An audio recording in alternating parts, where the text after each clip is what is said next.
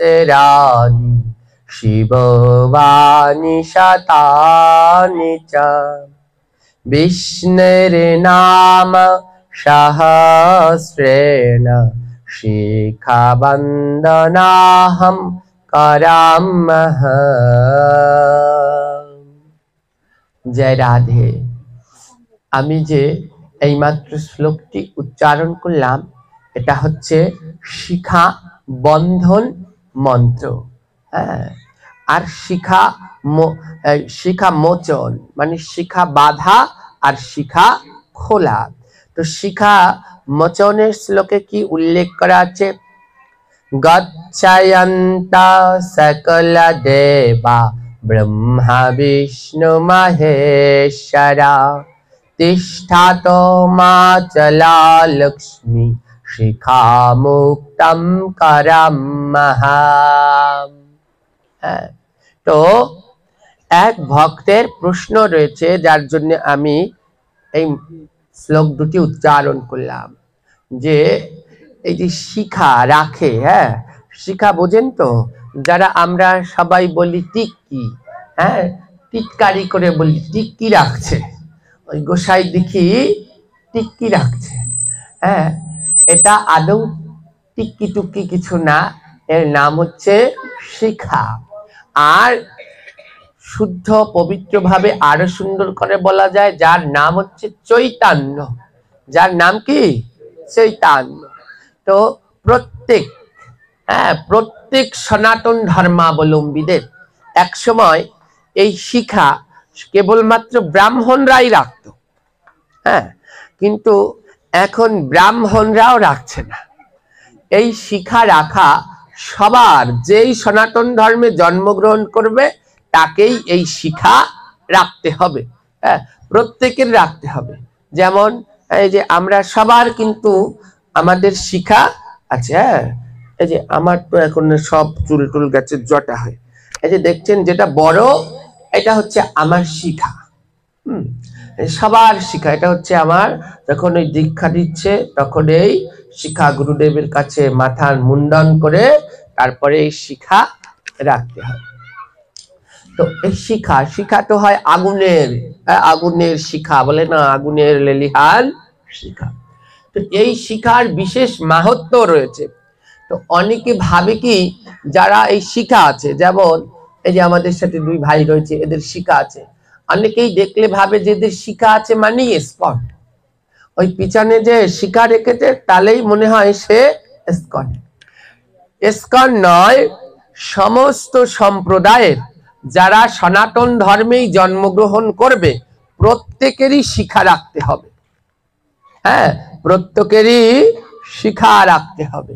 হ্যাঁ, ওই যে লালন সাহির একটা গান আছে না, হ্যাঁ পৈতা চিনি বামন, হ্যাঁ বামন চিনি পৈতা দেখে বামনি চিনি কিভাবে, না এরকম একটা লাইন আছে যে বামন তো পৈতা দেখলে পরে চিনবো এ ব্রাহ্মণ, তাহলে বামনিকে চিনবো কি করে? এই শিখা কিন্তু অনেকে ভাবে যে শুধু ছেলেদের, না, শাস্ত্রে ছেলে মেয়ে উভয়েরই শিখা রাখার স্পষ্ট বর্ণনা করা আছে। হ্যাঁ, এই শিখা ছেলেদেরকেও রাখতে হবে আবার মেয়েদেরকেও রাখতে হবে, সবাইকে রাখতে হবে। এবং প্রতিদিন এই যে একটু আগে দুটি মন্ত্র পাঠ করলাম, একটা শিখা বন্ধন আর একটা শিখা মোচন, প্রতিদিনই এই শিখা মন্ত্র, হ্যাঁ এই বন্ধন করতে হবে, বাঁধতে হবে। প্রতিদিন সকালবেলা ঘুম থেকে উঠেই স্নান করে তারপরে এই শিখাকে বাঁধতে হয়, শিখা মন্ত্র পাঠ করে। আবার খুলতে হয়, শিখা 3 জায়গায় খুলতে হয়। কোন কোন জায়গায়? ঘুমাতে গেলে এই শিখা বেঁধে ঘুমানো যায় না, ওই সময় শিখা, ছেলেরা শিখা খুলে তারপরে ঘুমাবে। আর কোনো বাথরুমে প্রস্রাব পায়খানায় গেলে তখনও শিখা বেঁধে যেতে নেই, ওখানেও শিখা খুলে তারপরে যেতে হবে। আর কোথায় কোনো মৃত বাড়িতে গেলে, হ্যাঁ কেউ মারা যাবে, যন্ত্রণায় ছটফট করছে, তখনও সেই তাকে ওই শিখাটা খুলে দিতে হয়। তো এই শিখার কথা কোন শাস্ত্রে কোন গ্রন্থে লেখা আছে? আমাদের 10 বিধ সংস্কার আছে। হ্যাঁ, 10 প্রকারের সংস্কার। এই দশবিধ সংস্কার আপনার আমার সবাইকে পালন করতে হবে। সনাতন ধর্মে জন্মগ্রহণ করে এই দশবিধ সংস্কার সবাইরই করতে হবে, কিন্তু দুঃখের বিষয় এখন আমরা এই দশবিধ সংস্কার জানি না। মোট 16 প্রকারের সংস্কার আছে। হ্যাঁ, ওই জন্ম থেকে, মায়ের পেটে আসা থেকে মরা পর্যন্ত 16 প্রকার সংস্কার। এই 16 প্রকার সংস্কারের ভিতর দিয়ে আমরা ঘূর্ণায়মান ঘুরতে থাকবো, আর 10টা সবাইকেই পালন করতে একান্ত ভাবে হবে। এই 10টা হচ্ছে সংসারী জীবের জন্য দশবিধ সংস্কার, সবার জন্য ঘূর্ণায়মান চক্রের মতো এক এক করে আসতে হবে। কিন্তু দুঃখের বিষয় এইগুলো এখন আর তেমন কেউ আলোচনাও করে না, আর না শুনতে শুনতে, না বলতে বলতে আমাদের সনাতন ধর্মের এই দশবিধ সংস্কারকে আমরা ভুলে গেছি।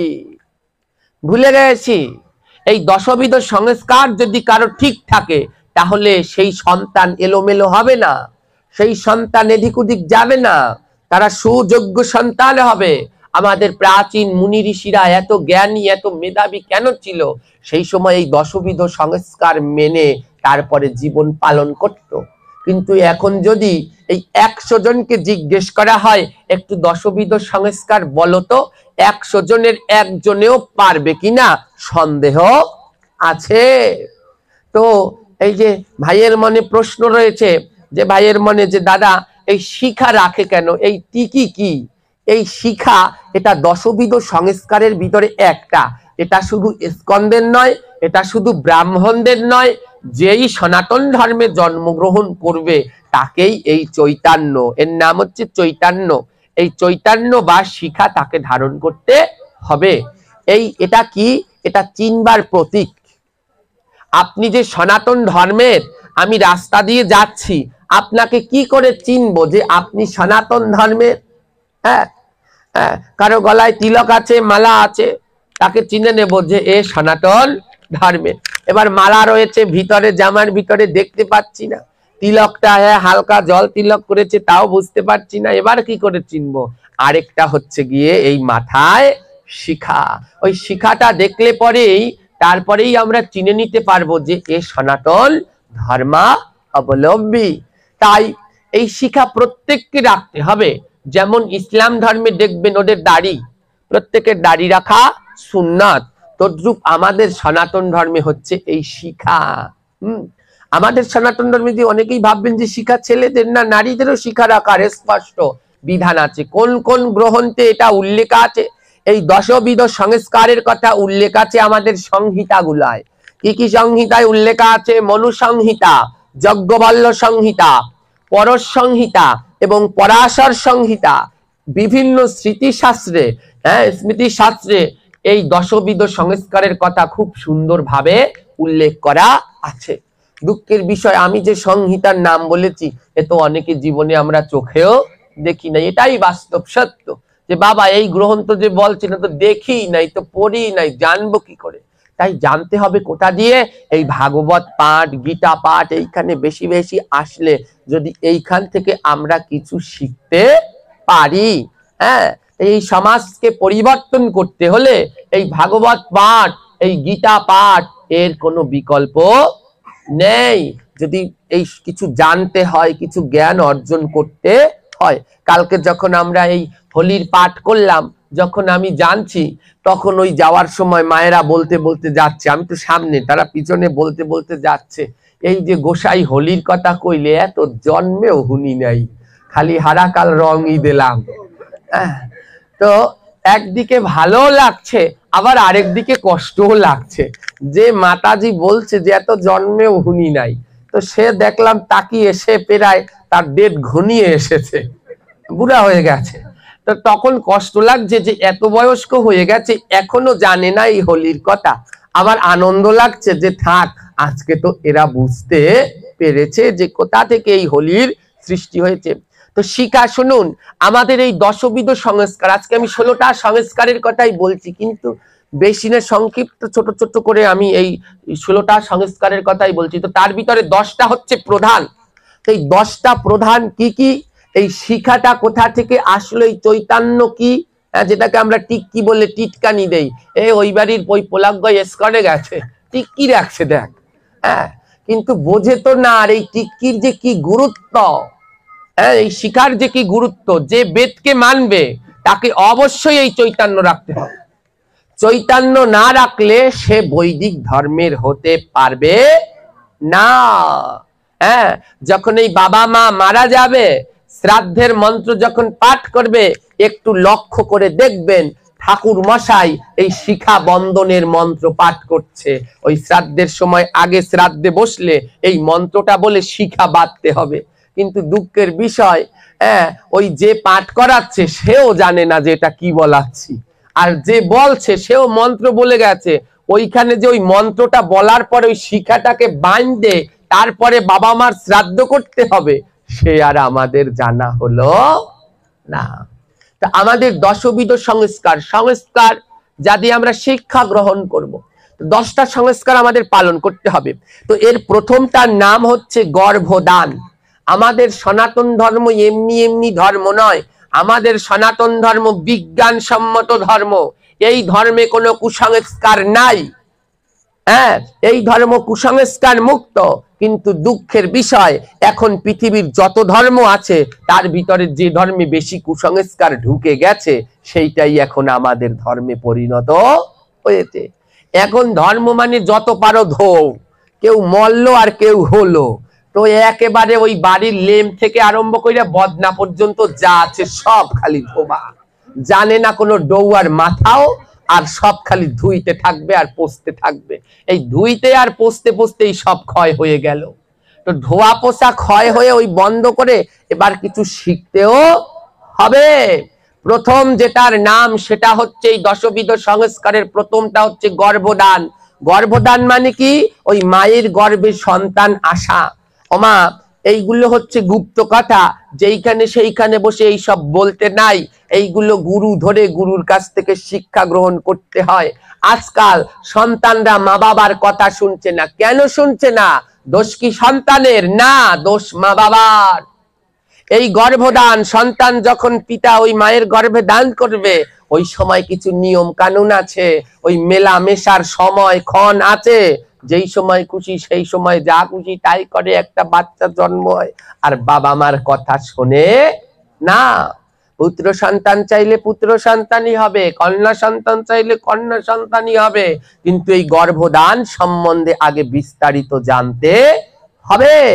স্পষ্ট এগুলো আমাদের এই সংহিতায় উল্লেখ করা আছে, কিভাবে মাতৃগর্ভে সন্তান নিতে হবে সের নিয়ম কানুন সব শাস্ত্রে বলে দেওয়া আছে। বললাম না এমন কিছু নাই যে আমাদের সনাতন ধর্মে নাই। অনেকে বলে যে আমাদের সনাতন ধর্মের এত গ্রন্থ কোনো কুল কিনারা পাই না। এইগুলা যারা বলে এরা মূর্খ ছাড়া আর কিছুই না। আরে গ্রন্থ না পড়লে জানবো কি করে? সব তো দিয়ে দিয়েছে গ্রন্থের ভিতরে, পড়তে হবে তো। তো প্রথমটা হচ্ছে গর্ভদান, এই গর্ভের এই প্রথম সংস্কার। তো এই বাবার মাধ্যমে আমরা মায়ের গর্ভে আসবো। এই গর্ভদানের নিয়ম কি কি সেইগুলোই গর্ভদানের ভিতরে বিস্তারিত আলোচনা করা আছে। কোন সময় মেলামেশা কিভাবে, কোন দিন, কোন তিথি, সব কিছু গর্ভদানে লেখা আছে। দ্বিতীয়টা হচ্ছে পুংসবান। এই পুংসবান কি? যখন মায়ের গর্ভে সন্তান আসে তখন 3 মাস যখন হয়ে যায়, এই পুংসবান কিন্তু এখনো হয়, আমরা জানি না। যেমন মা যখন বুঝতে পারে যে সন্তান আসছে, 3 মাস হলে পরে ডাক্তারের কাছে ভালো মতো চেকআপের জন্য যায়, যে শিওর হয়ে যে ঠিক আছে কিনা। এই পুংসবান কি এই 3 মাস পরে বিশেষজ্ঞ চিকিৎসকের মাধ্যমে দেখতে হবে যে সন্তান ঠিক আছে কি না। এই সংস্কারের নাম হচ্ছে পুংসবান। এবং যখন দেখবে যে সন্তান ঠিক আছে, তখন কেউ যদি পুত্র কামনা করে তাহলে ওই পুত্রের জন্য 3 মাসের সময়ে যজ্ঞ করতে হয়। কেউ যদি কন্যা সন্তান কামনা করে ওই 3 মাসে, তখন ওই পুংসবান যজ্ঞ করতে হয়, যেন সন্তান ঠিক থাকে এবং সন্তান যেন সুস্থ থাকে। এটি হচ্ছে আমাদের দ্বিতীয় সংস্কার। 3 নম্বর সংস্কারের নাম হচ্ছে সীমান্তায়ন। এই সীমান্তায়ন অনেকেই বুঝতে পারছেন না, এই সীমান্তায়ন কি। এই সীমান্তায়ন আমরা পালন করি, এই সীমান্তায়ন মানে হচ্ছে 7 ভক্ষণ। এই 7 ভক্ষণ এর শাস্ত্রীয় নাম হচ্ছে সীমান্তায়ন। তো 7 ভক্ষণ, 7 ভক্ষণ কয় মাসে করেন মায়েরা? জোরে বলেন। 7 মাসে।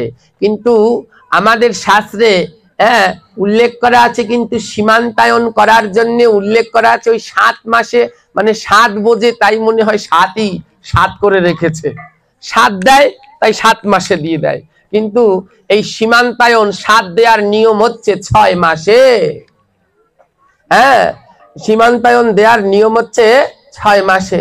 যদি আমি এইগুলো বলি, বললে পরও করবে না, এই আমার ঠাকুমা কই রয়েছে, মেয়ের কোন গোসাই আইছে হে কইলেই এখন আবার 7 মাস দিয়ে পাল্টাইয়ে 6 মাসে করবো। এই হচ্ছে আমাদের দুঃখ। গ্রন্থ খুলে আমরা দেখি না। তো আমিও তো জানতাম না, আমিও তো দেখছি কি 7 তো হয় 7 মাসে। তো পরে মিলিয়ে দেখলাম মনে হয় ওই 7, তাইতে বানিয়েও রেখেছে মাসকেও আবার 7। কিন্তু এই 7 দেওয়ার সীমান্তায়নের নিয়ম হচ্ছে 6 মাস। 6 মাস কিংবা 8 মাসে আমাদের এই সংস্কারে উল্লেখ আছে যে তখন এই সীমান্তায়ন মাকে তখন এই 7 ভক্ষণ করাতে হবে। তো এই এটাকে বলা হয় সীমান্তায়ন, 3 নাম্বার সংস্কার। 4 নাম্বার সংস্কারের নাম হচ্ছে জাতকর্ম। জাতকর্ম কি? যখন সন্তান জন্মগ্রহণ করবে, সন্তান জন্মগ্রহণ করার পরে পিতাকে করতে হয় এই জাতকর্ম। কি জাতকর্ম? জাতকর্ম হচ্ছে জপ, শুনে নিন ভালো মতো, জপ, যষ্টি, মধু এবং ঘৃত, এইগুলো মন্ত্রের মাধ্যমে পিতা সন্তানের মুখে স্পর্শ করাবে। এই যে মুখে স্পর্শ করানোর নাম, এর নামই হচ্ছে জাতকর্ম। তো কি কি স্পর্শ করাতে হয়? সন্তান মুখে স্পর্শ করে মানে মুখের মধ্যে দিয়ে দেবেন না। তো কি কি স্পর্শ করাতে বলেছে? জপ, তারপরে যষ্টি, মধু, আর তারপরে হচ্ছে ঘৃত। এই 3টা যখন বাচ্চা জন্মায় তখন পিতাকে কি করতে হয়? এই 3টা জিনিস বাচ্চার মুখে স্পর্শ করতে হয় মন্ত্রের দ্বারা। যষ্টি, মধু, এটি হচ্ছে একটা আমাদের আয়ুর্বেদিক শাস্ত্রের খুব গুরুত্বপূর্ণ উপাদান, যা খেলে পরে, যেমন যারা আমরা গান টান গাই এরা বেশি খাই এই যষ্টি মধু, গলার জন্য খুব ভালো, উপকারী, সর্দি কাশ ঠাস এইসব কমে যায় এই যষ্টি মধু। এই 3 জিনিস, জপ, জপ হচ্ছে আয়ুর, আয়ুর বৃদ্ধির প্রতীক। আর হচ্ছে কি, জপ হচ্ছে দুর্বাচার বৃদ্ধি, জপ হচ্ছে কি যশ সুনামের প্রতীক, আর ঘৃত সুস্থতার প্রতীক। তাই সন্তান জন্মালে পরে বাবার এই 3 জিনিস সন্তানের মুখে স্পর্শ করাতে হয়। এই যে এই সংস্কারের নাম হচ্ছে জাতকর্ম। কিন্তু দুঃখের বিষয়, এইয়া করায় না, বলছে যষ্টি মধু দিতে, ঘি দিতে, জপ দিতে। তো সেই জায়গায় যষ্টিরে বাদ দিয়ে শুধু মধুটুকু রাখছে। ওই ছেলে মেয়ে জন্মালে পরে মুখে দেয় কি? মধু দিতে বলেছে, ওই যষ্টি মধু। যষ্টি মধু একটা গাছ, গাছের টুকরো, ওই 3টা জিনিস মিলিয়ে ছেলে বা মেয়ের মুখে ঠেকিয়ে রেখে দিতে হয়। কিন্তু ওই যষ্টি আর মনে নাই, আছে খালি মধু। এবারে ওই মধু দেয়। ওরে আমাদের সনাতন ধর্ম বিজ্ঞান সম্মত কোন সময় বাচ্চা কাচ্চা জন্মালে পরে মুখে মধু দিতে নাই, ওতে ও বাচ্চার ক্ষতি হয়। দেখেন ডাক্তাররা বারবার বলে, দেখেছেন ডাক্তাররা কিন্তু বলে দেয় এই সব দেবেন না, কারণ ওতে বাচ্চার আরো ক্ষতি হয়। মধু দিতে হয়, দিবেন, মধুর কথা বলে আছে। মধু দিতে হয় কানে, মুখে না। মধু দিতে হয় কানে। বাচ্চা জন্মালে পরে মধু দিতে হবে কোথায়? কানে। এবার কালকে হয়তো বা কেউ হলে পরে যে গোসাই বলেছে 1 বোতল মধু আন না, কানে ঢাললে দে। আরে ওই মধু না, ঠাকুর রামকৃষ্ণ বলেছিল যে মধু কোথায় দেবে? দোকানে দোকানে, দোকানে দোকানে,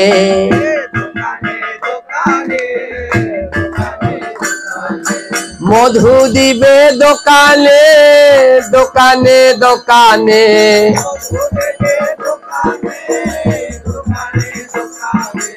এই মধু পাওয়া যায় না বাজারের দোকানে।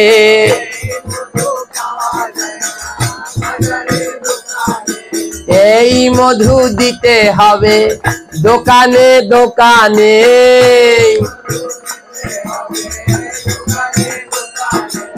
এই মধু পাওয়া যায় না বাজারের দোকানে।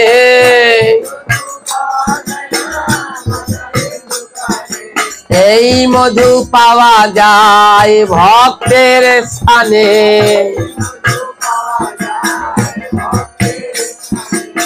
এই মধু দিতে হবে দোকানে দোকানে।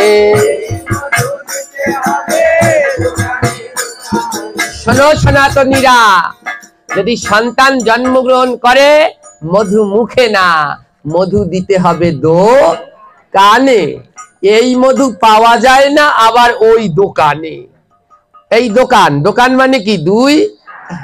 বলছে এই মধু পাওয়া যায় না বাজারের দোকানে, এই মধু পাওয়া যায় সাধুগুরুর স্থানে, মানে হরে কৃষ্ণ মহা মন্ত্র। যখনই বাচ্চা জন্মাবে একজন ভক্তকে ডেকে তার দুইও কানে হরে কৃষ্ণ মহামন্ত্র দিয়ে দিন। এর থেকে জগতে আর বড় মধু হয় না।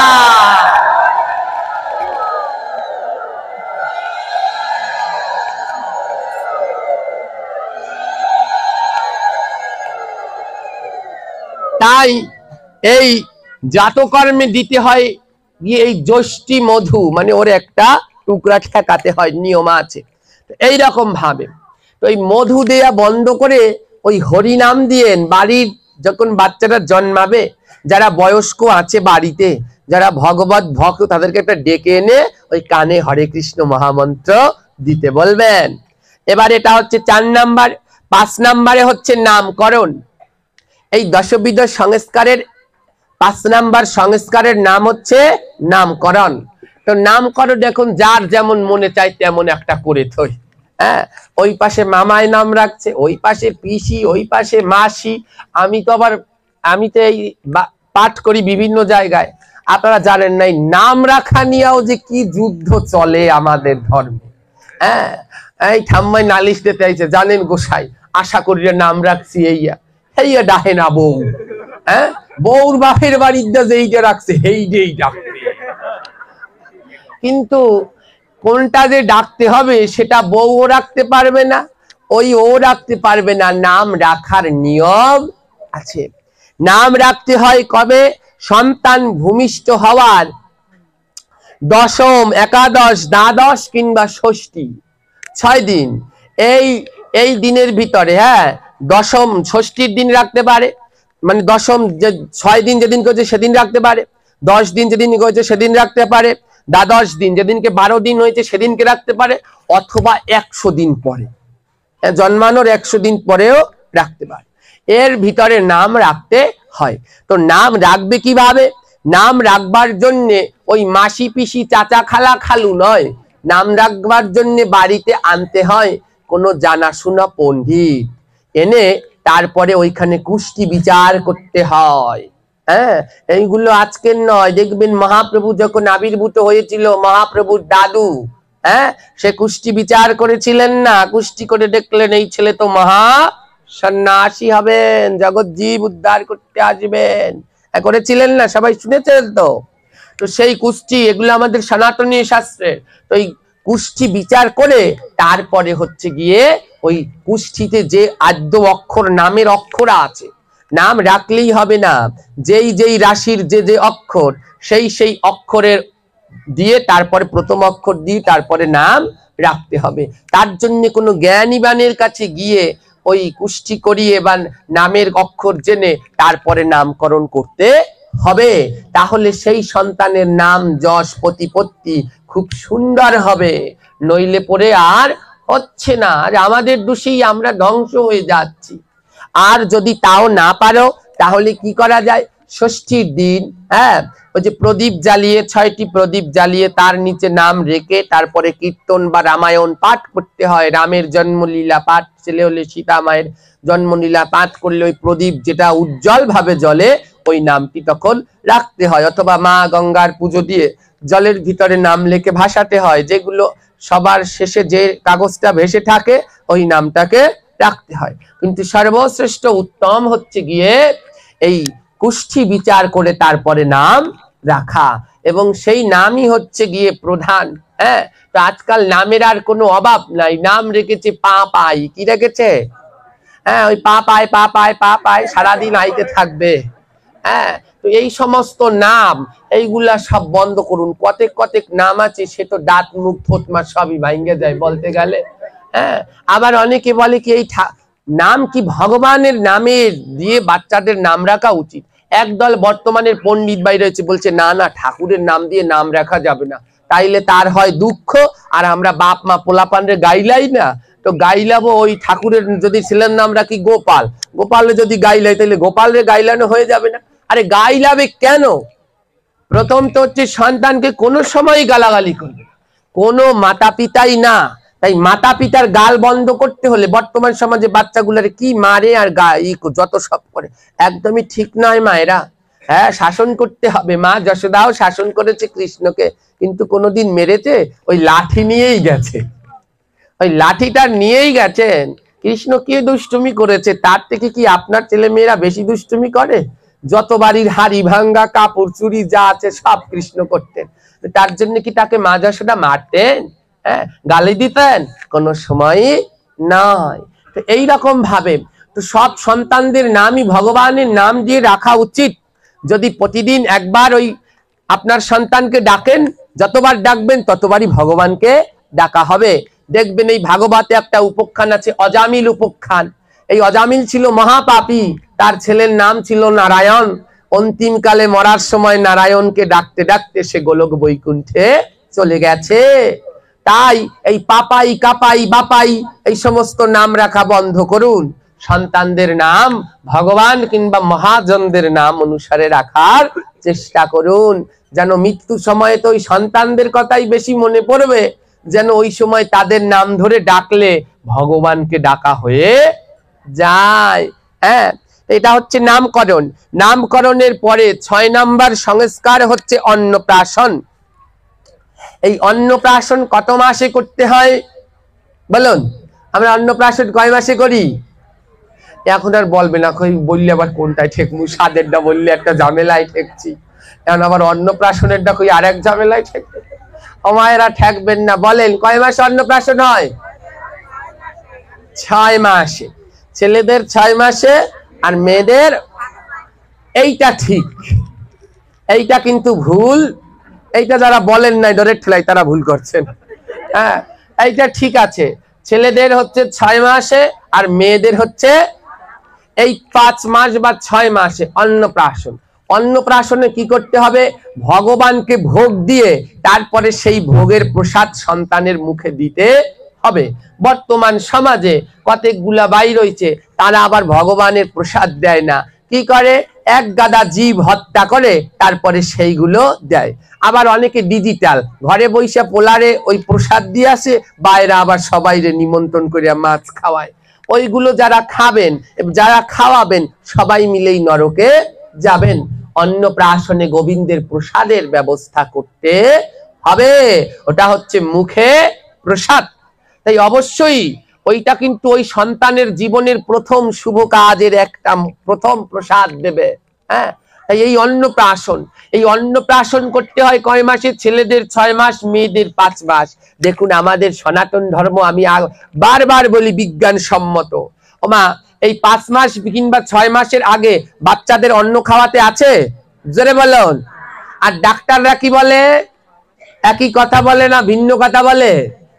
ডাক্তাররাও বলে 6 মাসের আগে কোনো অন্য খাবার খাওয়াবেন না, মায়ের বুকের দুধ খাওয়াবেন। দেখেছেন আমাদের সনাতন ধর্ম সেই কত লক্ষ লক্ষ কোটি কোটি বছর আগেই কত বিজ্ঞান জানা ধর্ম। হ্যাঁ, তারাও সেই মহর্ষিগণ এই সংহিতায় উল্লেখ করে দিয়ে গেছে যে 6 মাস পরেই কিন্তু অন্ন দেবে।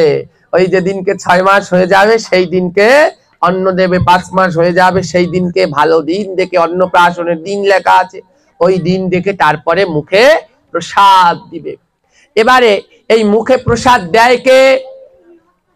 কে দেয়? আমাদের এই সব এলাকায় কে দেয় মুখে প্রসাদ? যারা বলেন মামা। হ্যাঁ, মুখে প্রসাদ দিতে হলে লাগবে মামাকে।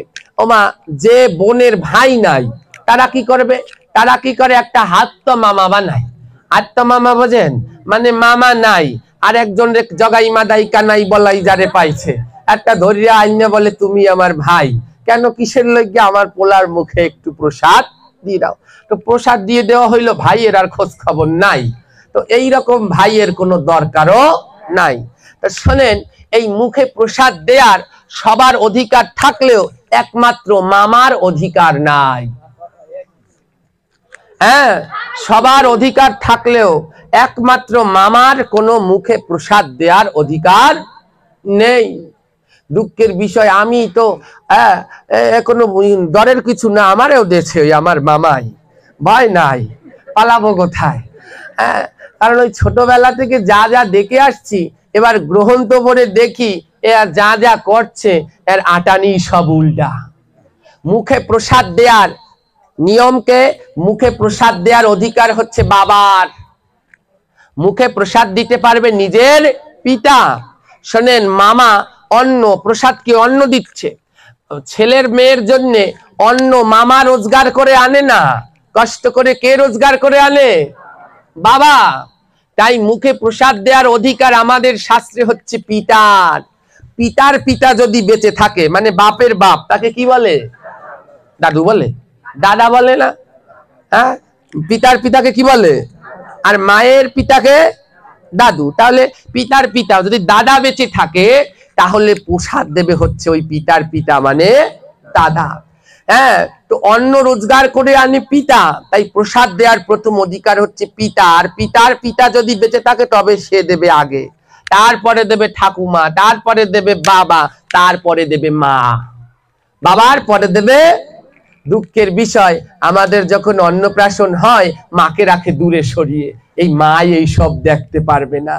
আরে জগতে মায়ের আশীর্বাদ যেইখানে না থাকবে তার জীবন কোনোদিনই সুখের হবে না। হ্যাঁ, মুখে প্রসাদ দেওয়ার একমাত্র অধিকার নেই মামার, কিন্তু দুঃখের বিষয় সেই মামাকেই কি করে আনলো, কোন জায়গা দিয়ে এর প্রচলন রাধারানী জানে। কেন মামার নেই? আমরা দেখি চারি যুগে এই মামাদের জন্য হয়েছে ভাগ্নাদের বড় যন্ত্রণা। হ্যাঁ, ভাগ্নাদের বড় হয়েছে যন্ত্রণা। ভগবান শ্রীকৃষ্ণের একখানা মামা ছিল, নাম কি তার? সারাদিন চিন্তা করত কি করে করবে কৃষ্ণকে ধ্বংস। আর একখানা মামা আছে, সেই মামার আছে 100টা ভাগ্না। নাম জানেন মামার? ওরে বাবারে, আপনারা ভালো জানেন। সেই মামার নাম কি? এই কুরুক্ষেত্রের যুদ্ধ কার জন্য বেজেছে? এই 100টা ভাগ্না কার জন্য মরেছে? শকুনির জন্য। এক মামা একেবারে। ওমা, এই মহাপ্রভু, এই মহাপ্রভুর তো আলোচ্য বিষয়। এই মহাপ্রভু একজনকে মামা ডাকতেন। জানেন কাকে মামা ডাকতো মহাপ্রভু? কে বলতে পারেন? চাঁদকাজিকে মহাপ্রভু মামা ডাকতো। চাঁদকাজিকে দেখবেন চৈতন্য চরিতামৃত পড়ে, সেইখানেও সেই মামায় মহাপ্রভুকে খালি জ্বালাইতো। এবারে ভগবান শ্রীকৃষ্ণ, তারও একটা ভাগ্না ছিল, ছিল না? সুভদ্রার গর্ভে হয়েছিল কে? অভিমন্যু। সেই অভিমন্যু যখন ওই চক্রব্যূহে ঢুকলো, মামা পারলে বাঁচাইতে পারতো না, হয়নি কোনো কাজ। তাই ওই সন্তানদের মুখে প্রসাদ দেওয়ার প্রথম অধিকার পিতা। কিন্তু দুঃখের বিষয়, যেইখানেই যাবেন দেখবেন সবই করেন ভুল। আর যারা এই মাকে সরান, মাকে কোনো সময় সরাবেন না। মা কোনো সময় অমঙ্গল নয়। বিয়ের সময় অনেক সময় কি হয়, অনেক যখন ভাইয়েরা বোনেরা বিয়ে করতে যায়, মা বিধবা, বলে কি ওই বিধবার মুখ দেখে যাবে, তাহলে আবার একটা অমঙ্গল। আরে মা সদবা হোক বিধবা হোক, মা মাই। মায়ের থেকে জগতে আর কেউ আশীর্বাদ করতে পারবে না মঙ্গলজনক, ও ভগবান কৃষ্ণ পারবে না। মায়ের আশীর্বাদ হচ্ছে জগতের সর্বশ্রেষ্ঠ প্রধান আশীর্বাদ। তাই আমরা যেন এই কুসংস্কার বন্ধ করে মায়ের আশীর্বাদ থেকে বঞ্চিত না হই। তো এই 6 নাম্বার সংস্কারের নাম অন্নপ্রাশন। এবার 7 নাম্বার সংস্কারের নাম হচ্ছে চূড়াকরণ। এইখানটায় মন দিয়ে শুনবেন, যারা এই শিখার কথা বলেছেন, ওই বাড়িটায় গেল কই? হ্যাঁ, তো এই চূড়াকরণ 7 নাম্বার সংস্কারণের নাম হচ্ছে চূড়াকরণ, এইগুলা আপনার আমার সবাই করতে হবে। এই চূড়াকরণ করতে, চূড়াকরণ মানে কি, এই যে মাথায় যে চৈতন্য রাখে চূড়ায়, তাকে চূড়া বলে। এই চূড়াকরণ কোন সময় করে? যখন সন্তানের বয়স তৃতীয় বা পঞ্চম, যখন সন্তানের বয়স তৃতীয় বা পঞ্চম, সেই তৃতীয় বা পঞ্চম বর্ষে মস্তক মুন্ডন করতে হয়। হ্যাঁ, মস্তক মুন্ডন করে তখন এই চৈতন্য রাখতে হয়। এই চৈতন্য কি? এই চৈতন্য হচ্ছে বেদের প্রতীক। যে বেদকে মানে তার মাথায় অবশ্যই চৈতন্য থাকবে, এবং আমাদেরকে কিন্তু উদ্ধার করবে ভগবান এই চৈতন্য দিয়ে। আমরা যখন ওই যেইখানে পতিত হব, যদি নরকেও যাই, ভগবান আমাদের হাত ধরে টেনে তুলবে না, পা ধরে টেনে তুলবে না, গলা ধরে টেনে তুলবে না, ভগবান আমাদের টেনে তুলবেন এই চৈতন্য, এই শিখা ধরে ভগবান টেনে তুলবে। তাই যার মাথায় শিখা নাই তাকে ভগবান টেনে তুলবেন না। অনেকেই দুঃখ পাবেন, বাবা আমাগো মাথায় তো নাই, তাইলে আমাগো কি গতি হবে? কিন্তু শাস্ত্রে যা বলা আছে আমি তাই বলছি, সবার এই চৈতন্য রাখা একান্ত কর্তব্য। হ্যাঁ, মায়েদের মাথায় তো আছেই, আপনারা প্রতিদিন কিছু চৈতন্য রাখতে হবে। কোথায়? ব্রহ্ম তালুতে। এই মাথার ব্রহ্ম তালুতে কতটা চুল নিতে হবে? একটা গরুর খুর যতখানি, ততখানি নিয়ে তারপরে এই শিখা বন্ধন করতে হবে প্রত্যেক। মায়েদেরও বন্ধন করতে হবে ওই শিখা, আবার মোচন করতে হবে। আর বাবাদেরও, মায়েদের তো রাখতে হবে না, তাদের তো একেবারে জন্ম দিয়ে রেখে দিয়েছে। আর বাবাদেরও রাখতে হবে এই শিখা। যখন আমরা যদি পাপী হই, নরকে যদি পতিত হই, ভগবানকে যদি ডাকি, ভগবান কিন্তু হাত ধরেও টেনে উঠাবেন না, গলা ধরেও টেনে উঠাবেন না, টেনে উঠাবেন এই চৈতন্য ধরে। যেমন আমরা দেখতে পাই গৌর লীলায়, মহাপ্রভু যখন দক্ষিণ ভারতে যায়, তখন মহাপ্রভুর সঙ্গী ছিল কালকৃষ্ণ দাস। এই কালকৃষ্ণ দাস মহাপ্রভুর সাথে যখন দক্ষিণ ভারতে যায়, তখন দক্ষিণ ভারতে যাওয়ার সময় এই কালকৃষ্ণ দাস কি করেছেন? হ্যাঁ, কতগুলো তান্ত্রিক, কামুক, তাদের সাথে মহাপ্রভুকে ভুলে চলে যাচ্ছেন। যেই মহাপ্রভুকে ভুলে যাচ্ছেন, যদি আমরা কেউ ভক্তিপথে এসেও ভুলে যাই, যদি মাথায় চৈতন্য থাকে, ভয় নাই। যখন ওই ভুলে তাদের সাথে চলে যাচ্ছে, মহাপ্রভু তার শিখা টেনে ধরে আবার ভক্তিপথে নিয়ে চলে এসেছে, তাকে উদ্ধার করে দিয়েছে। এই শিখা হচ্ছে এন্টিনা। ওই যে আগে টিভি দেখতে হলে বিটিভি কি লাগতো? এন্টিনার লাগতো না? ওই এন্টিনার না থাকলে যেমন ওই টিভি আসতো না, আর নেটওয়ার্ক না থাকলে যেমন মোবাইলে কাজ হয় না, তেদ্রূপ এই শিখা গোবিন্দের সাথে মিল বন্ধন করায়, গোবিন্দের সাথে যোগাযোগ বাধায়। তাই এই শিখা সবাইকেই রাখতে হবে। হ্যাঁ, যেই সনাতন ধর্মে জন্মগ্রহণ করবে, তৃতীয় কিংবা পঞ্চম বর্ষে এই শিখা রাখতে হয়। কিন্তু আমরা তো জানি না, আমাদেরকে কেউ রাখায়নি। যদি সেই সময় কেউ না রাখে, তাহলে যখন গুরুদেবের কাছে দীক্ষা নেয়, ওই দীক্ষা নেয়ার আগে মস্তক মণ্ডন করে তারপরে শিখা রাখতে হয়। হ্যাঁ, শিখাটা মস্তক মুন্ডন মানে নেরো হওয়া। অনেকে বলে নেরো হয় কেন? এইগুলা বলে না, সাধুরা নেরো হয়েছে কেন? এটা নারী হয়েছে কা হয়েছে কি? বাপ মরছে না মায় মরছে যে নারী হয়েছে, এরকম বলে। এই নেরো হওয়া মানে কি? গোবিন্দের কাছে আত্মসমর্পণ করা, যে হে প্রভু, আমার এই সর্বস্ব তোমার কাছে বিসর্জন দিয়ে দিলাম। অর্থাৎ যার মস্তক মুন্ডন, তাকে দেখে বুঝতে হবে সে গোবিন্দের কাছে আত্মসমর্পণ করেছে আর ওই চৈতন্য রেখেছে। দেখবেন যারা বুদ্ধ ধর্মে, তারাও নাইরে হয়, দেখেছে নাকি আপনারা?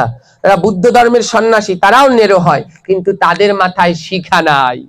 কিন্তু সনাতন ধর্মে যারা, তারাও নেরো হয়, কিন্তু তাদের মাথায় শিখা আছে। তাদের মাথায় শিখা নেই কেন? ওই বুদ্ধরা, তারা কিন্তু সনাতন ধর্মেরই অন্তর্ভুক্ত, সনাতন ধর্ম থেকে ওরা বুদ্ধ ধর্মে গিয়েছে। তো তাদের মাথায় শিখা নেই কেন? মানে তারা বেদকে মানে না। তাই বুদ্ধরাও নেরো হয় কিন্তু শিখা রাখে, সনাতন ধর্মেরা নেরো হয় কিন্তু মাথায় শিখা আছে, কারণ তারা বেদকে মানে। তাই এই শিখা রাখা সবার কর্তব্য। এবার বলছে শিখা রাখলে কি নেরো হতে হবে? না, যদি একবার শিখা রাখেন তারপরে যে আর বারবার নেরো হতে হবে এমন কোনো কথা নেই, সবাই রাখতে পারেন। এবার দ্বিতীয় প্রশ্ন, বাবা শিখা রাখলে কি ওই নিরামিষ খাওয়া লাগবে সব সময়? সেটা নিরামিষ সাত্বিক আহার অবশ্যই আমাদের শাস্ত্রের ভিতরে উল্লেখ রয়েছে, কিন্তু শিখা রাখার অধিকার সবার আছে। কি আমিষ বুঝি কি নিরামিষ বুঝি, সবাইরই শিখা রাখবার অধিকার আছে। তুলসীর মালা সবাই পরার অধিকার আছে। একদলে বলে এই তুই আমিষ খাও, এখনো মিথ্যা কথা খাও, তুলসীর মালা পরছো, হ্যাঁ এই তুলসীর মালা পরে মিথ্যা কথা খাও। আরে মিথ্যা কথা বলা মহাপাপ, তুলসীর মালা পরে বললেও পাপ, আর মালা ছাড়া বললেও পাপ। তদ্রূপ ওই শিখা সবার রাখাই কর্তব্য। হ্যাঁ, যারা যারা আমরা এই ধর্মীয় লাইনে ঢুকে পড়েছি, একটু সাধু সঙ্গ করি, ভগবানের সেবা দেই, গান কীর্তন করি, হ্যাঁ এই এদের কিন্তু বিশেষ রাখতে হবে। এটা লজ্জার কোনো বিষয় নয়, এটা দেখে আমরা চিনতে পারবো যে এ একজন সনাতনী। তো এটা হচ্ছে, এই শিখা হচ্ছে আমাদের দশবিধ সংস্কারের 7 নাম্বার সংস্কার। 8 নাম্বারের নাম হচ্ছে উপনয়ন। উপনয়ন মানে পৈতা। সবাই ভাবে শুধু ব্রাহ্মণদেরই পৈতা আছে, সবার জন্য পৈতা আছে, সবার জন্য উপনয়ন আছে, সবাই পৈতা নিতে পারবে, কিন্তু আমরা জানি না আর এইগুলো করিও না। এই পৈতা পায় দীক্ষা কালে, একে বলে উপনয়ন। দ্বিজ, পৈতা পাওয়ার পরে মানে দ্বিজ। দ্বিজ মানে কি? দ্বিতীয়বার জন্ম। উপনয়ন মানে কি? উপনয়ন শব্দের অর্থ হচ্ছে নিকটে আনায়ন, মানে ভগবানের নিকটে আনা, একে বলে উপনয়ন। এই সব বর্ণেরই উপনয়ন নেয়ার অধিকার রয়েছে। তারপরে 9 নাম্বারের নাম হচ্ছে সমবর্তন। সমবর্তন, এই আগে শিক্ষা নেওয়ার জন্য উপনয়ন নিয়ে সব বাচ্চারা গুরুকুলে গিয়ে শিক্ষা গ্রহণ করত। শিক্ষা গ্রহণ করত কত বছর? 24 বছর পর্যন্ত। এই 24 বছর পর্যন্ত ব্রহ্মচার্য ব্রত পালন। এই 24 বছর পরে যখন শিক্ষা নিয়ে গুরুকুল থেকে যাবে, এই যাওয়ার অনুষ্ঠানের নাম হচ্ছে সমবর্তন। কিন্তু এখন আর সনাতন ধর্মে হয় না, কিন্তু আমাদের দেশে হয়। দেখবেন ওই যখন আমাদের পড়াশোনা গ্রাজুয়েট কমপ্লিট হয়ে যায়, তখন ওই শিক্ষার্থীদের সমবর্তন অনুষ্ঠান করা হয়। এইটা কিন্তু এই 2-1 দিনের নয়, এটা আমাদের সনাতন ধর্মের রীতি। পড়াশুনো শেষ হয়ে গেলে পরে ওই যিনি শিক্ষক তিনি সমবর্তন করে সম্মাননা প্রদান করতেন, সেই সম্মাননা নিয়ে শিক্ষার্থীরা তাদের গৃহে ফিরে যেতেন। আজ আর গুরুকুল নাই, কিন্তু সমবর্তনকে মুছে ফেলতে পারে নাই। হ্যাঁ, সমবর্তন এখনো হয়। আর 10 নাম্বার সংস্কারের নাম হচ্ছে বিবাহ। এই 24 বছর পরে বিবাহ, হ্যাঁ এই ব্রহ্মচর্য পালন করে তারপরে করতে হবে বিবাহ। ওমা, এই যে আমাদের ডাক্তাররা, বিভিন্ন সমাজ সেবকরা বিবাহের জন্য কত বছর অপেক্ষা করতে বলে? ছেলেদের কত বছর? 21, আর মেয়েদেরকে 18। তো দেখুন, আমাদের সনাতন ধর্ম সেই আগে থেকেই শুদ্ধ ধর্ম। এই বাল্য বিবাহ মধ্যখানে যে প্রচলন হয়েছিল, এইগুলো কুসংস্কারে তখন ডুবেছিল। এই বিবাহ করার নির্ধারিত বয়স করে দিয়েছে 24। হ্যাঁ, এমনিতে তো বলছে 21, সনাতন ধর্মে করে দিয়েছে 24। 24 বছর যাবে, তারপরে বিবাহে প্রবেশ করবে। এই 10টি সংস্কার, একে বলে দশবিধ সংস্কার। এছাড়া আরো 6টি সংস্কার রয়েছে। তার ভিতরে রয়েছে হ্যাঁ নিয়ন্ত্রণ, কর্ণভেদ, তারপরে রয়েছে বেদ আরম্ভ, মানে বিদ্যা আরম্ভ। বিদ্যা যেই সেই দিনে আরম্ভ করতে নেই। হ্যাঁ, বিদ্যা আরম্ভের দিন আছে, দেখবেন পঞ্জিকায় লেখা আছে, ওই দিন দেখে বিদ্যা আরম্ভ করতে হয়। অনেকে আমরা সরস্বতী পুজোর দিনকে, হ্যাঁ ওই যে পুজো দেয়, ওই সাথে হাতে খড়ি দিয়ে দেই। হ্যাঁ, সরস্বতী পুজোর দিন ওইদিকে, ওই সরস্বতী পুজোর দিন যে ছেলেটা লিখছে ওকে লেখাচ্ছে, আর 14 গোষ্ঠী মিলে আমরা লেখাপড়া বন্ধ। সরস্বতী পুজোর দিন তো লিখতে পড়তে নাই। যদি সরস্বতী পুজোর দিন লিখতে পড়তেই নাই, তাহলে যার হাতে খড়ি দিলা তারে লেখাইলা কেন? কে বলবে এই দুঃখের কথা? যদি লেখাপড়া বন্ধ হবে, তাহলে সরস্বতী পুজোর দিন হাতে খড়িও হবে। পুজোর হাতে খড়ি দেওয়ার দিন তারিখ রয়েছে পঞ্জিকায় লেখা আছে, দেখবেন বিদ্যা আরম্ভ। আর সব থেকে শুদ্ধ উত্তম বয়স দেয়া আছে আমাদের শাস্ত্রে ছেলেদের জন্য, হ্যাঁ 5 বছর 4 বছর, হ্যাঁ 4 বছর 4 মাস 4 দিন। আর মেয়েদের জন্য 4 বছর 4 মাস 3 দিন। যেই দিনে পড়বে সেই দিনেই হাতে খড়ি দিয়ে পড়াশুনো শুরু করবে, কোনোটাই নয়। আমাদের বিদ্যালয়ে যাওয়ার, স্কুলের সময় কত বছর? অদিদা বলো, তুমি তো শিক্ষক। 5 বছর। তাহলে দেখো কি সুন্দর আমাদের ধর্ম। বিদ্যা আরম্ভ, স্কুলে ভর্তি হবে 5 বছরে। তাহলে স্কুলে ভর্তি হওয়ার আগে একটু ট্রেনিং নেওয়া লাগে না? নাহলে স্কুলে যে পড়বে কি? তার জন্য ছেলেদেরকে করে দিল 4 বছর 4 মাস 4 দিন।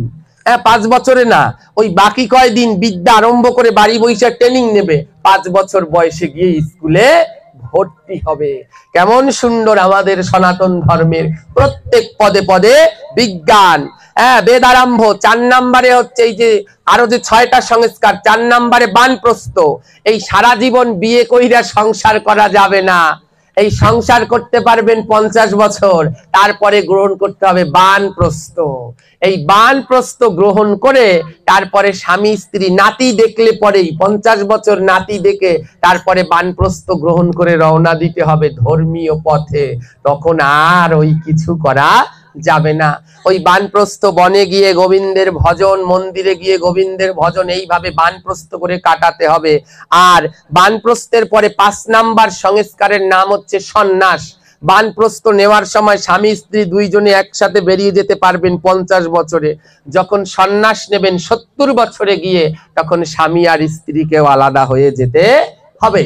সমস্ত কিছু নাশ করে তারা ভক্তি ধর্ম প্রচার করবে। আর সর্বশেষ সংস্কার, শেষটার নাম হচ্ছে অন্ত্যেষ্টি ক্রিয়া। একেবারে মরে যাবেন যেই দিন, সেই দিনকে করবে অন্ত্যেষ্টি ক্রিয়া। অন্ত্যেষ্টি ক্রিয়া কি? অন্ত্যেষ্টি ক্রিয়া এর অর্থ হলো অন্তিম যজ্ঞ। ওই দেহটাকে পুড়িয়ে দেয়া হচ্ছে, ওটা হচ্ছে একটা যজ্ঞ। ওই অন্ত্যেষ্টি ক্রিয়া, এই অন্ত্যেষ্টি ক্রিয়ার নিয়মও আমাদের শাস্ত্রে দেয়া আছে। আমাদের ধর্মে এখনো অনেক কুসংস্কারে মত্ত। এই অন্ত্যেষ্টি ক্রিয়ার নিয়ম এইগুলো আমি আমার কথা শুনবেন না, কিংবা অন্য কে কি বলে গেল তাও শুনবো না। একটু গ্রহণ তো পড়ে দেখবেন, আমাদের এই সংহিতা প্রাচীন, এখানে সিদ্ধান্ত দেয়া হয়েছে। এই পুরাবে কিভাবে, এই সংহিতায় লেখা আছে পুরানোর জন্য। এই পুরানো যখন এই দেহটাকে অন্ত্যেষ্টি ক্রিয়া হয়, এটা শেষ যজ্ঞ। ওই যজ্ঞর কিভাবে শেষ ক্রিয়া করতে হয় সেই সংহিতায় লেখা আছে। কি দিয়ে আমাদেরকে পোড়াতে হয়? সুগন্ধি দ্রব্য, যেমন আমরা ধূপ দেই, ওই যে কেউ মারা গেলে পরে ধূপ দিচ্ছি, কেন? ওটা সুগন্ধি।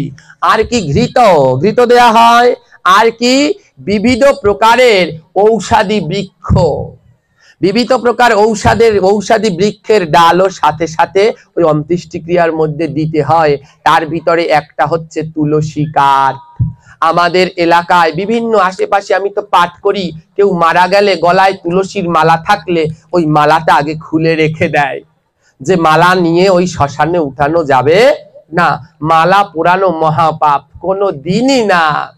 আমাদের শাস্ত্রে স্পষ্ট বলা আছে, কারো গলায় যদি মালা না থাকে, মালা না নিয়ে কেউ যদি মারা যায়, তাহলে তাকে মালা পরিয়ে তারপরে চিতায় উঠাতে হবে। মালা ছাড়া আমাদের সনাতন ধর্মের কোনো কাজ হয় না। ছেলের মুখে প্রসাদ দেবেন, ওই দিনকে মালা তাগা পড়তে হবে।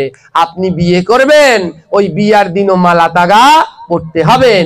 বাপে মায়ের শ্রাদ্ধ করবেন, ওই দিনকেও মালা না থাকলে মালা পড়তে হবে। দান ধ্যান যজ্ঞ যখন ওই শ্মশানে উঠাবে, তখনও মালা যদি না থাকে, তখন মালা পরিয়ে দিতে হয়। এবং কিছু তুলসী কাষ্ঠ সঙ্গে করে দিয়ে দিতে হয়। তুলসী পাতা না, কিন্তু ওই যে 2 চোখে তুলসী পাতা দেয়, ওই তুলসী পাতাটা কিন্তু উঠিয়ে জলে ফেলে দিতে হয়। তুলসী পাতা কোনোদিন আগুনে পোড়ানো যায় না, কিন্তু তুলসী কাষ্ঠ অবশ্যই দিতে হয়। তুলসী মহিমামৃতে উল্লেখ আছে, মৃত্যুকালে কারো সমাধিতে যদি 7 টুকরো তুলসী কাষ্ঠ দেয়া হয়, সঙ্গে সঙ্গে ওই ব্যক্তির দাহর সঙ্গে সঙ্গে তার শত সহস্র জন্মের পাপ ওই তুলসী কাষ্ঠের সাথে পুড়ে ধ্বংস হয়ে সে আমার গোবিন্দের গোলক বৃন্দাবনে গমন করে।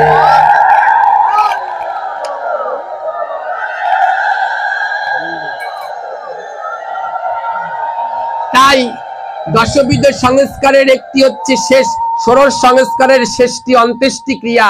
ওমা সেইখানে বলেছে তুলসী কাষ্ঠ দিতে, কিন্তু দুঃখের বিষয় সেইখানে যে গলায় থাকে তারটাও খুলে নিয়ে বেলতলায় দেয়, কেউ জলে দেয়।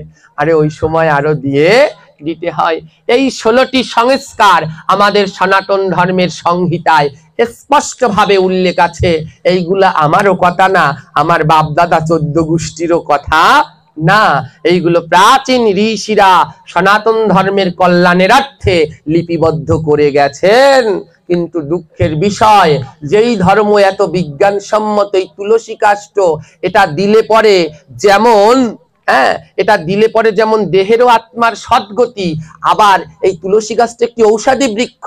আমরা যখন মারা যাই, বিভিন্ন রোগে আক্রান্ত হয়ে মারা যাই, রোগের বিভিন্ন জীবাণু থাকে, এই পোড়ায় কেন? ওই জীবাণুগুলো যেন সব ধ্বংস হয়ে যায়, আর কোনো জীবাণু যেন না থাকে। হ্যাঁ, তাই আমাদের সনাতন ধর্মের প্রত্যেক পদে পদে বিজ্ঞান, কোনো এখানে কুসংস্কারের নাই স্থান। কিন্তু দুঃখের বিষয়, এখন এত কুসংস্কার ঢুকে গেছে, কুসংস্কারের জ্বালায় আমরা বেরোতেই পারছি না। তাই আসুন আমাদের ধর্মকে জানুন, শুধু জানলেই হবে না, জেনে আবার মানুন। হ্যাঁ, এই যে আজকে পাঠ শুনে সবাই যে যখন যাবেন, এই যাওয়ার সময় আর কিছু নিয়ে বলা বলি করে আর না করে, এই স্বাদের নিয়ে তো মায়েরা শুরু করবে পেঁচাল। আর কালকে সকালে তো যেই বাড়ি পানের ডালা আছে, সেই বাড়িতে তো খালি স্বাদের গপ্পই হবে। কি করলা এতদিন 7 মাসে স্বাদ, এই আজকে নিলাম 6 মাসে, এই নতুন নতুন, অনেকে আবার বলবে নতুন নতুন গ্রেন তো বাইর করছে, নতুন নতুন গেরহেন তো, গ্রহণ তো বলবে না, গেরহেন তো। আমরা মনে হয় গেরহেন তো পড়ি নাই, কই আমরা তো ইয়া পাই নাই। আরে পাবে কি করে? তোমরা কি সংহিতার কাছে জীবনে গেছো? এই সংহিতা না দেখলে পরে তো আমরা এই সংস্কার সম্বন্ধে জানতে পারবো না। আজ সংহিতায় পড়েছে ধুলা, কেউ খুলেও দেখে না। তাই আপনারা যারা আছেন, এই কুসংস্কার থেকে মুক্ত হয়ে আবার আমাদের ধর্মকে জাগান, আমরা যেন আবার দিব্য আলোকে জলজল করতে পারি। আজ এই বললাম, এই কলসকাঠির কত ঐতিহ্য দেখুন, কত এক সময় এই কলসকাঠি দিয়ে মানুষকে চিনতো, আজ সব সেই ঐতিহ্যগুলো হারিয়ে যাচ্ছে। কোথায় কত দেখলাম ওই বিল্ডিং গুলো তৈরি করেছে, প্রসাদ গুলো কত কোটি কোটি টাকা দিয়ে তৈরি করেছে। যারা তৈরি করেছিল মনে মনে ভেবেছে আমাদের বংশধরেরা এখানে বাস করবে, আজ সেই বাড়িগুলো পড়ে আছে বংশে বাতি দেওয়ার জন্য। একজনও পাপ তার বাপকে কোনোদিন ক্ষমা করে। আমি শুনেছি এই কলসকাঠির, আমি জানি না, শুনেছি খুব অত্যাচারী ছিল। এইখানে নাকি খুব মহিষ বলি হতো, প্রত্যেক বাড়ি বাড়ি ওই জমিদার বাড়িতে পাঠা বলি হতো, মহিষ বলি হতো, নর বলি হতো। দেখুন ধর্মের কথা এই কালিকা পুরাণে উল্লেখ করা আছে, মা কালীর কথা যেখানে সেইখানে কালিকা পুরাণে উল্লেখ। আমি আজকে এটা মনে মনে ভাবছি যে কত সুন্দর ওই কালিকা পুরাণে উল্লেখ করা আছে, যেইখানে বলি হবে যেই বংশে, ওই বংশে এককালে বাতি দেওয়ার জন্য কেউ থাকবে না। আজ মিলিয়ে দেখলাম ঠিকই তো, এই বংশে এককালে কত নাম করে বলি দিয়েছে, আজ বাড়িগুলো পড়ে আছে কিন্তু বাতি দেওয়ার জন্য কেউ নাই। তাই আমরা যেন এই কুসংস্কার থেকে মুক্ত হয়ে আমরা প্রাণ ভরে নিতাই গৌরের নাম নিয়ে সামনের দিকে আগাতে পারি, শুদ্ধ সনাতন ধর্ম গড়ে তুলতে পারি।